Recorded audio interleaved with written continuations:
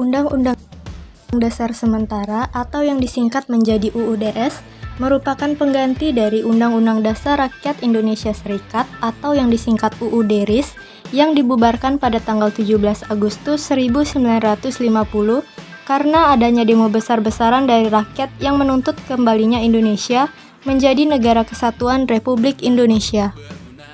Perubahan dari UUDRIS ke Undang-Undang Dasar Sementara diatur dalam Undang-Undang Federal Nomor 7 Tahun 1950 yang menetapkan transisi dari Konstitusi RIS ke UUDS 1950. Undang-Undang Dasar Sementara disebut sementara karena hanya berlaku sampai terpilihnya Dewan Konstituante yang bertugas menyusun konstitusi baru.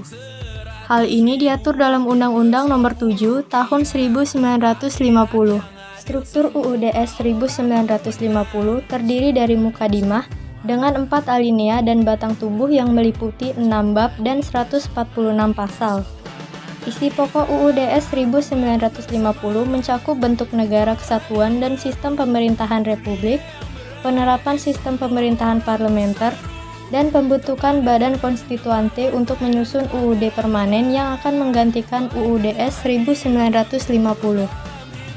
Masa berlakunya UUDS 1950 ditandai dengan instabilitas politik yang terlihat dari pergantian kabinet sebanyak 7 kali antara tahun 1950 hingga 1959, yakni Kabinet Natsir, Kabinet Sukiman, Kabinet Wilopo, Kabinet Ali Sastroamidjojo I, Kabinet Burhanuddin Harahap, Kabinet Ali Sastroamidjojo II, dan Kabinet Juanda.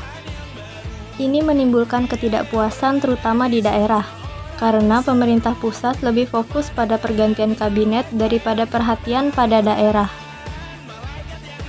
Selain itu, konstituante sebagai badan yang diberi tugas untuk menyusun undang-undang permanen ternyata gagal mencapai tujuannya.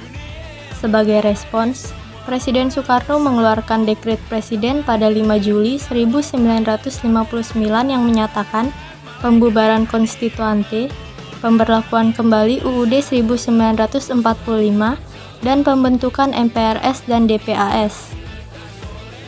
Melalui dekret ini, Indonesia kembali ke UUD 1945 yang disahkan oleh PPKI pada 18 Agustus 1945. Periode ini ditandai dengan kehidupan politik yang mencerminkan indikator demokrasi, seperti peran aktif parlemen, akuntabilitas melalui fungsi parlemen dan media massa, berkembangnya kehidupan kepartaian, pemilu yang demokratis, kebebasan berserikat dan berkumpul, serta otonomi daerah yang luas.